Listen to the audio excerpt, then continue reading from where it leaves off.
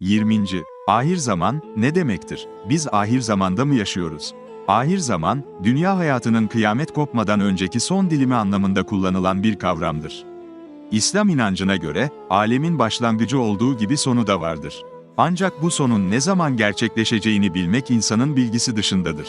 İnsanın ömrü gibi alemin ömrünü belirleme hususundaki bilgi Cenab-ı Hakk'a aittir. Kur'an-ı Kerim'de bu gerçek şöyle dile getirilmektedir: kıyametin ne zaman kopacağını sana sorarlar. De ki, onun bilgisi sadece Rabbimin nezdindedir. Onun vaktini kendisinden başka kimse açıklayamaz. Araf, 187. ayet, kıyametin ne zaman kopacağını bilmek ancak Allah'a aittir. Lokman, 34. ayet. Diğer taraftan Hazreti Peygamber'den sonra elçi gönderilmeyeceği için ona, ahir zaman peygamberi, ümmetine de, ahir zaman ümmeti, denmiştir. Bu anlamda biz ahir zamanda yaşamaktayız.